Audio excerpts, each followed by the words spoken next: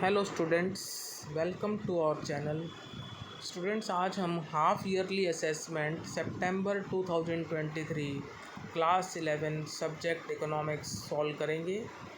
ये पेपर आपका जो है 28 सितंबर 2023 को हुआ है। तो चलिए स्टार्ट करते हैं क्लास 11 इकोनॉमिक्स का पेपर। ये आप डायरेक्शंस देख लें, इंस्ट्रक्शंस। अब है आपका section A, MCQ oblique objective type questions. First question है आपका, यदि आपकी कक्षा में 60 विद्यार्थी हैं और आप प्रत्येक विद्यार्थी से उसके मासिक खर्च के संबंध में अलग अलग आंकड़े एकत्रित करते हैं तो सांख्यिकी अनुसंधान की यह कौन सी विधि कहलाएगी? क आदर्श विधि, ख जनगणना विधि, ग सांख्यिकी अनुसंधान विधि और घ गुप्त अनुसंधान विधि। तो इसका राइट आंसर है ऑप्शन ख जनगणना विधि यानी सेंसस मेथड। तो आपका यहाँ पर आंसर होगा जनगणना विधि। अगला है, किस वर्ग की जो है उच्च सीमा तथा निम्न सीमा के अंतर, किसी वर्ग की उच्च सीमा तथा निम्न सीमा के अंतर को क्या कहा जाता है? What is the difference between the upper limit and lower limit of a class called? क वर्ग सीमाएं, ख वर्ग अंतराल का विस्तार, ग आवृत्ति, घ मध्य मूल्य। तो इसका आंसर होगा ख वर्ग अंतराल का विस्तार यानी be magnitude of class interval. अब है क्वेश्चन नंबर 3, कौन सा आरेख आंकड़ों को दंडों और आयतों के रूप में प्रकट करता है? क दंड आरेख, ख वृत्तीय आरेख, ग मानचित्र, घ चित्रलेख। तो राइट आंसर है आपका इसका ऑप्शन क दंड आरेख यानी बार diagram. Which diagram presents the data in the form of bars and rectangles? Option A bar diagram यानी दंड आरेख। अब चलते हैं क्वेश्चन नंबर 4 पर। कौन सा सहसंबंध गुणांक आर सबसे मजबूत धनात्मक सहसंबंध को दर्शाता है? Which correlation coefficient indicates the strongest positive correlation? क 0.4, ख 0.2, ग 0.09 और घ 0.8। तो यहाँ पर आपका आंसर है घ 0.8, option D 0.8 is right. Now question number 5, सूचकांक की गणना की फिशर विधि किस प्रकार के माध्य पर आधारित है?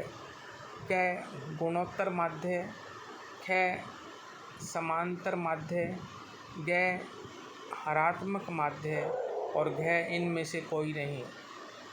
Fisher's method of calculating the index number is based on which type of mean? A geometric mean, B arithmetic mean, C harmonic mean, D none of these। तो राइट आंसर है ज्योमेट्रिक मीन यानी गुणोत्तर माध्य। Option क गुणोत्तर माध्य यानी geometric mean right है। क्वेश्चन नंबर 6, निम्न संख्याओं 10, 15, x, 20, 30 का समानांतर माध्य 20 है, x का मान क्या होगा? The arithmetic mean of the following numbers 10, 15, x, 20, 30 is 20। What will be the value of x? Option A 10, option B 15, option C 5, option D 25। तो जो घ है 25, डी 25, ये आपका जो है राइट आंसर है। क्वेश्चन नंबर 7 है आपका, भारत में जनसंख्या संबंधी आंकड़ों को इकट्ठा करने के लिए डैश विधि का प्रयोग किया जाता है। तो dash method is used for collection of population related data in India. तो ये जनगणना विधि है यानी सेंसस मेथड। क्वेश्चन नंबर 8 है, किसी तथ्य की वह विशेषता अथवा प्रक्रिया जिसको मापा जा सके और जिसका मूल्य समय के साथ परिवर्तित होता हो डैश कहलाता है? तो ये चर कहलाता है। सही आंसर है चर। अब है क्वेश्चन नंबर 9, निम्नलिखित कथन पढ़कर नीचे दिए गए सही विकल्पों में से एक चुनें। Read the following statements and choose one of the correct alternatives given below. Assertion A. As the sample size increases, variable tends to become close to census values. Region यानी R. Samples are always collected from different groups of heterogeneous data randomly. Option A. Both assertion and region are true and region is the correct explanation of assertion. B. Both assertion and region are true and region is not the correct explanation of assertion. C. Assertion is true but region is false. D. Assertion is false but region is true. तो right answer है option B, both assertion and region are true and region is not the correct explanation of assertion. Option B right है. Now question number 10. निम्नलिखित कथन पढ़कर नीचे दिए गए सही विकल्पों में से एक चुनें.